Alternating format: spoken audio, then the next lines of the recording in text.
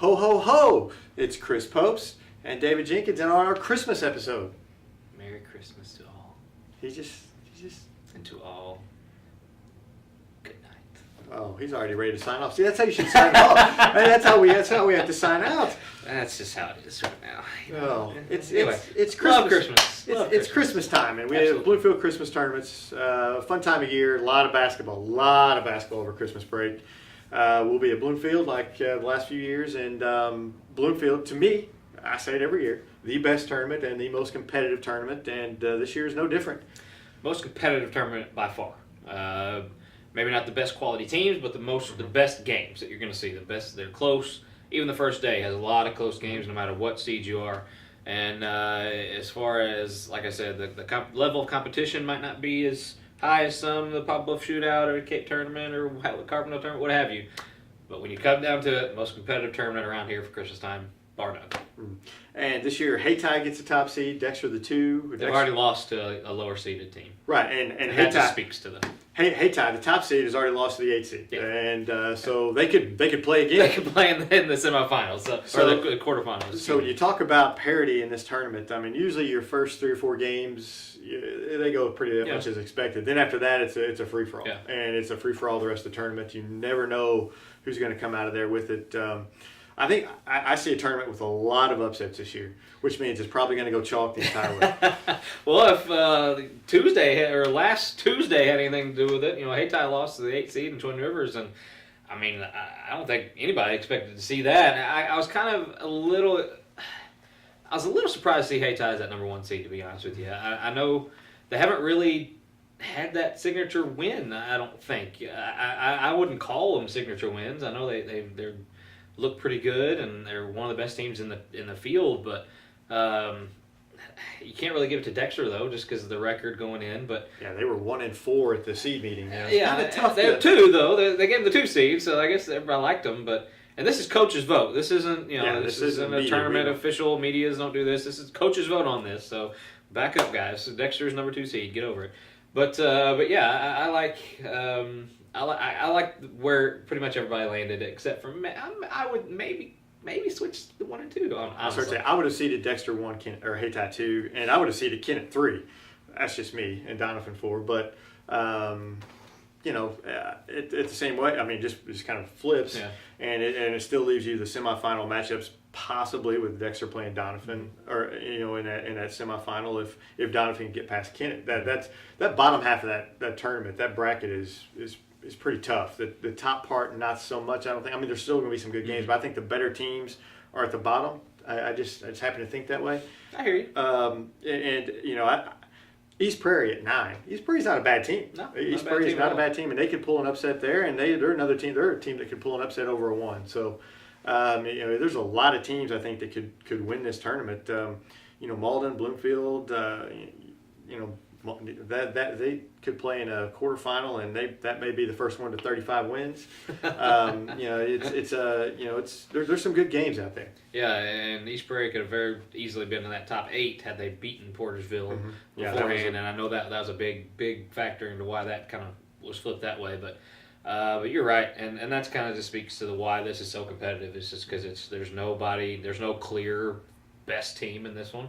Anybody can beat anybody on any given night, and that's the appeal of the Bloomfield Christmas Tournament. And it's not going to be the same 4 teams, 5 teams that you see every single year in the championships and the semifinals, and that's great. I get it, but the lower seed teams actually have a shot, and that's everybody likes that in a tournament in the field of 16. Everybody likes. And the atmosphere of Bloomfield is not matched by any other tournament, in my opinion. You get to those last 2 nights, and that gym is packed, and just the atmosphere is fantastic. You look at your first round games though. Portersville versus Bernie. That's been a battle in that tournament for years and years, and they play in the first round this year. That ought to be fun, and a lot of good matchups. Yeah, and to go in, I don't want to.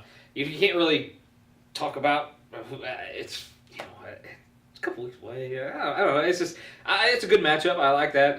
Like I said, with Portersville beating East Prairie, that's a good win for them, just coming off of the year that they had. And East Prairie is not bad, and they, from if I remember right, in that box score, they held. let's see. I think Tippler was in single digits for sure in that game, and if they're able to kind of neutralize some of their best scorers, Bernie, whoever, they got a shot. They got some athletes. They got Hunter Gates. They got Ian Torrey, and those are guys that we heard on football field a lot. So they got some athletes that can do some damage. I think I think Portersville beats Bernie in a very, very close one, and I think then they give Dexter all they want. But who's your pick to win? I like Dexter. I really do, and I know that they come in not the greatest record, and I don't care. They played the toughest start to any team around here. You start off with Charleston and Sykeston, and that's regular season. And then you jump into SEMO Conference, and then you got to face those teams again, pretty much. So I like Dexter. They gotta stop turning the ball over. Gotta. They get into situations where they kind of tense up and turn the ball over a little bit. But it's been Dexter Kennett. They've provided some very good championship games. They provided one last year, and but I like Dexter to win this one, and I wouldn't be surprised to see maybe a Kennett in there, or I don't know, possibly maybe a Malden in there. I don't know. It just, like I said, I like Dexter in the championship for sure. Yeah. I look at it, and I think Dexter and Donovan. I think those two are going to battle out in a semifinal, and the winner of that one wins the tournament. Yeah. But I want to take Dexter. Yeah. I want to take Dexter. So I'm going to throw them in the finals and say they win it. But I'm not real confident with that pick. I think Donovan. Donovan's got to get past Kennett, and then they would have to play Dexter. They would be a tough run for Donovan. I think Dexter has a little bit easier road, but not by much.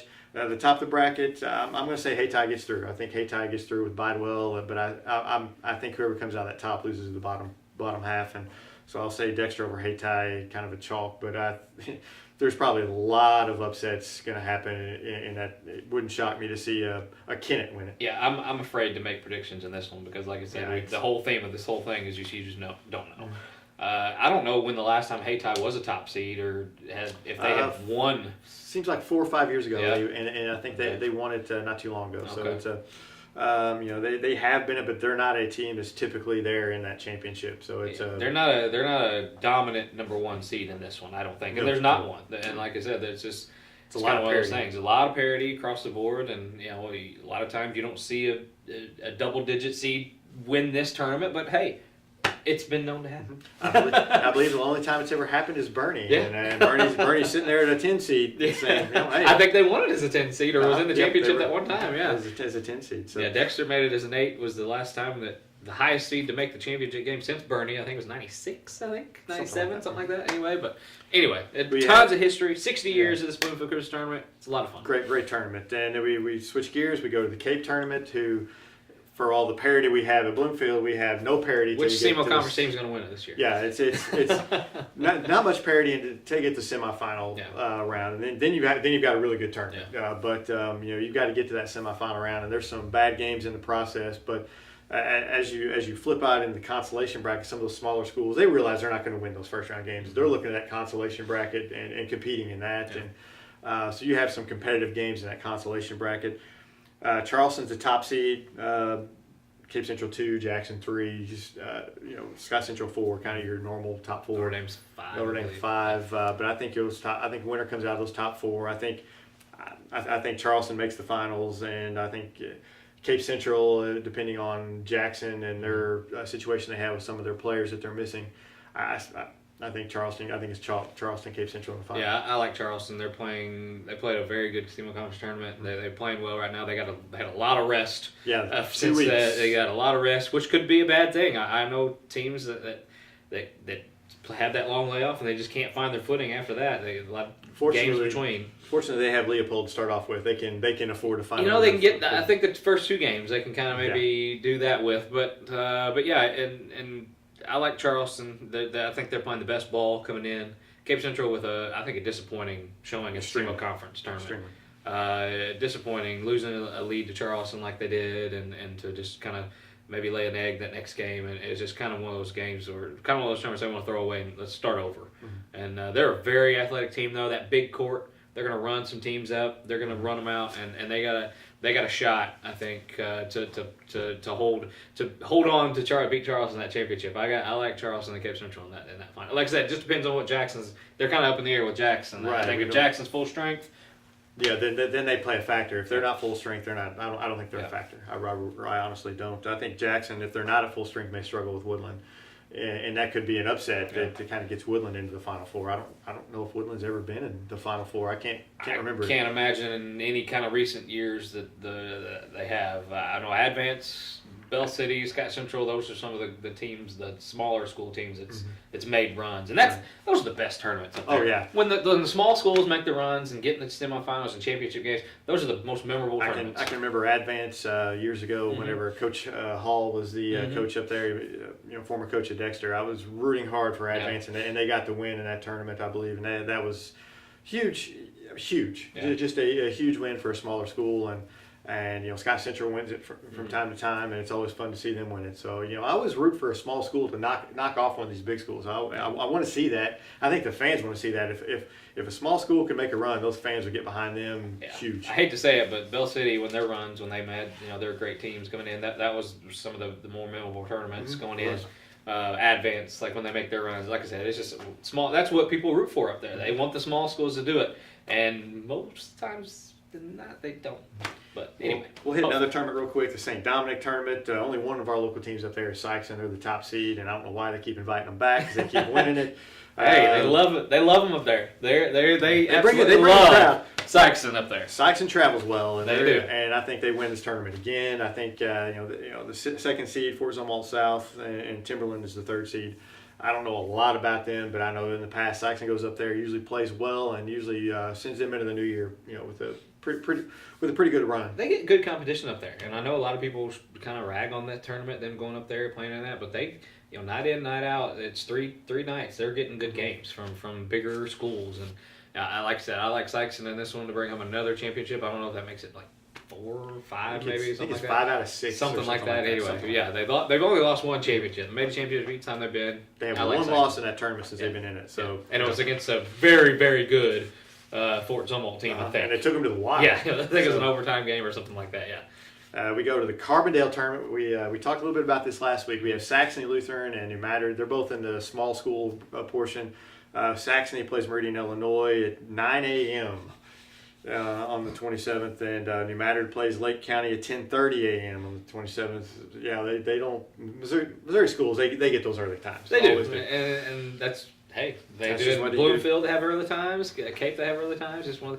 I don't have any dreams of our local schools winning that tournament. Unlike maybe New Madrid, who had a chance to win it a few years ago with that Willie Jimerson, Aston Newsom team. That you got to have pretty salty teams if you're gonna have a chance to win that one. But good showings, I think. I think we're gonna have good showings. Good close games from these two teams. And like we mentioned last week, just good competition for them going into the stretch run in January. You want to play 4 games. Yeah. That's your goal in this tournament is to play 4 games. And the small school very seldom beats the large school in that championship, although New Madrid gave them a run a couple years ago. New Madrid always plays well in this tournament. They open with Lake County, like I said, and they're, I think New Madrid and Saxony, I think somewhere along the line they play. I think somewhere along, and we'll see how Saxony matches up, and we'll see, because New Madrid's a lot better than we thought this year, and I think that'll, that's a good tournament to see how you kind of measure up and to catapult you in the new year, just like we talked about with Sykeston. I think Coach Day was pulling a little okey doke before the season. Yeah, he said, I don't know if we're going to be very good this year, and then turns out what they do, they win. They play 4 games in the Single Conference tournament, and here you go. They beat Notre Dame, and we're very competitive in every one. And that's all right. Mind games a little bit today. That's all right. And they're playing well, and it's good to see. And so hopefully they can continue that in this Carbondale tournament and get them a couple wins in that. And hopefully Saxony does well too. I like seeing those Missouri schools go over there and do well. Absolutely. And we have the Poplar Bluff Showdown, which I had no idea. I didn't even research that. Nobody. Poplar Bluff's in it, and I know Vashon is supposed to. Vashon's in it. I'm sure that has some. Number 1 ranked team in Class 4. Saxon will have some interest with that, but it all depends on if Leach plays for how well Poplar Bluff can do in that. There's tough competition over there. Some very good teams. Tennessee schools over there. Tennessee schools. If you like to see teams you don't care about, but has some pretty good basketball players, it's the place to go. Yeah, there's usually not big crowds over there. No, usually not very big crowds, but some good talent. Very good talent. Very we good talked about, they probably have the best talent in the Southeast Missouri tournaments is that one right there. So a lot of basketball going on. If you're at Bloomfield, come say hi to us. We'll be there. Otherwise, a lot of basketball. Hope you get out and see some of it, and we'll talk to you guys after the New Year. Happy New Year! Merry Christmas! Happy New Year, everybody! Happy New Year! Thank you guys for watching us for another year. We'll see you in 2017.